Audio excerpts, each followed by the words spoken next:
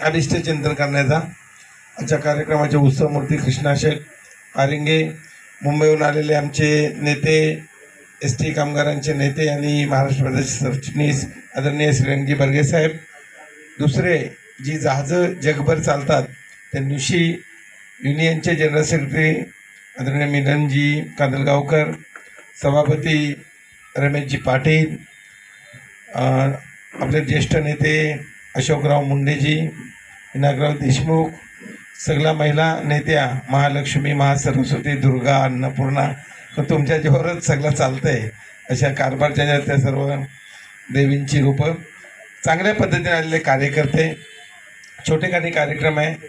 आपण रुग्णवाहिका देण्याचा कार्यक्रम आहे. आपण एकच सांगतो, वाढदिवसानंतर आपण एक वर्ष आपल्या आता वाढायला सुरुवात होते. आपण आलो जन्माला तर कोण कृष्णा शेठ पारिंगे नव्हता, बर्गे नव्हते, महेंद्र गट नव्हते, ना तुम्ही राष्ट्रवादीचे अध्यक्ष नव्हते, ना काँग्रेसचे नेते नव्हते आणि कोण सरपंच नव्हता. जन्माला घातले तेव्हा आपल्या काय रिक्वायरमेंट होत्या? अन्न, वस्त्र, निवारा, 2 वेळचं जेवण मिळालं पाहिजे. कपडे तर पूर्वीच्या लोकांना जिल्हा परिषदेमध्ये शिकले ते 70-80चा जन्म असेल त्यांना माहीत आहे, कपडे पण मिळणं फार मुश्किल होते. तो लाल ज्वारी खाऊन आपण दिवस काढले, अशी देशाची परिस्थिती होती. आणि म्हणून आज ज्या स्थितीमध्ये आहोत, आज जरी आम्ही कोट घातल्याने, शर्ट घातल्याने, मोठ्या गाड्यात फिरलो तरी माणसं तीच आहेत. देवाने एकेकाचं नशीब वेगवेगळं बनवलं असेल, पण आपण जन्माला आलोच जाणार. कोण आमदार आहे, खासदार आहे, सरपंच आहे, जिल्हा परिषद मेंबर आहे, विभागाचा अध्यक्ष आहे, तालुक्याचा अध्यक्ष आहे, सगळी माणसंच आहेत. फक्त आपण इथं आलोत आणि जेव्हा कुठल्याही राजकीय पक्षाचा असेल, तो शिवसेनेचा आहे, राष्ट्रवादीचा आहे, काँग्रेसचा आहे, इतर कुठल्या पक्षाचा असेल, आपण कार्यकर्ता म्हणून जनतेसाठी, सेवेसाठी आपण आहोत.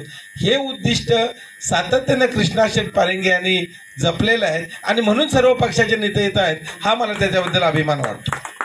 चांगलं काम केलं. मागच्या वर्षी पाहिलं आपण 19 उद्घाटनं आम्ही केली. त्याच्यामध्ये CCTV असेल, लाडसाहेब पण होते, मला वाटतं वेगपाटील साहेब पण होते, बस थांबा असेल, सगळ्या गोष्टी चांगल्या पद्धतीने केल्या. महिलांच्या सेवेसाठी आपण धरूया, स्ट्रीट लाईट आणि CCTV फार महत्त्वाचं आहे.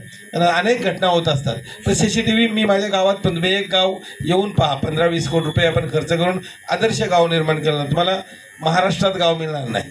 ज्या गावात जा, डोहाळे जेवण AC हॉलमध्ये फ्री ऑफ कॉस्ट, वाढदिवस free of cost, gym AC 4000 square फीटची फ्री ऑफ कॉस्ट, 1000 लोकांचं लग्न लावायचं आहे, लग्न लावा आणि तुम्ही परत जा, काय तुम्हाला खर्च नाही. रस्त्यावर कुठं सांडपाणी दिसणार नाही, आधी कागदाचा कपटासुद्धा तुम्हाला दिसणार नाही. स्वच्छ सुंदर गाव, हायमास्ट आहे, CCTV आहेत, एव्हरीथिंग आहे. स्वच्छ कॉर्पोरेशनमध्ये जेवढं साफ केलं जाईल तेवढा रस्ता माझा सकाळी 5 वाजता साफ असतो. गाव म्हणून एक आपण बनवलं, 15 वर्षाची मेहनत आहे. पण एक गाव नाही, अनेक गावांना मी मैदान दिलं, अनेक गावांसाठी काम करतोय.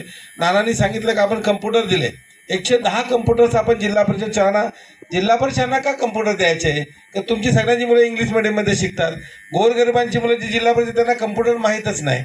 आणि आपण सांगतो भारत जर बलाढ्य महासत्ता बनवायची आहे तर अडाणी अंबानी पुढे जाऊन चाललं, आपण पण सगळे बरोबर गेलो पाहिजेत.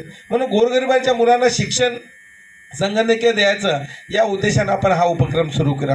त्याच वेळी 2008ला मला वाटतं पहिले ॲम्ब्युलन्स आपण नाना म्हात्रे तुमच्या नेतृत्वाखाली अध्यक्ष असताना या विभागाला दिला आणि ती खालापूरमध्ये कर्जतपर्यंत अतिशय चांगली चालली. आणि म्हणून ॲम्ब्युलन्सचा सिलसिला आपला वाढत गेला. पूर्वी एक द्यायचा होता, 2-2 ॲम्ब्युलन्स आपण दरवर्षी द्यायचा संकल्प केलेला आहे. आणि म्हणून उद्देश त्याच्यानंतर मला 550 कम्प्युटर द्यायला लागले. म्हणजे प्रत्येक शाळा जिल्हा परिषद झाल्यानंतर इंग्लिश मिडियमवाले आले, पोलीस स्टेशनवाले आले, हॉस्पिटलवाले आले, गरिबांचं आहे चालत नाही, 550 आपण कम्प्युटर्स दिले. आपण नेकी करायच्या आणि विसरून जायचा. महेंद्रात काय करतो बाबा, ॲम्ब्युलन्स दिला संपले, आज ॲम्ब्युलन्स दिली विसरलो. मला तर दुसरे माझ्याकडे बाबा मागणी कुणाची आहे. जसं ही निवडणूक लढली, कृष्णा काय गड आला पण शेळ गेला, तसा कृष्णा इकडे गेला, प्रतीक तिकडे आला. न येणाऱ्या व तिथं नाना निखिल यांनी ताकद लावली, प्रतीकच्या रूपानं तिथं आव्हान निर्माण केलं, कार्यकर्त्यांनी काम केलं. ते आल्यानंतर पहिल्यांदा बोले आम्हाला रुग्णवाहिका पाहिजे, सेपरेट देऊन टाकली सांगितलं. आता मागच्या आठवड्यात आपण दिगोडा ग्रामपंचायतला दिली, तिथं पण चांगल्या मताने सरपंच आला. आपल्या रिक्वायरमेंट काय, घंटा गाड्या पाहिजे, हा दिल्या पाहिजेत. ह्या सर्व रिक्वायरमेंट पूर्ण करायच्या, समाजाची सेवा करायची, हे माझं काम. 14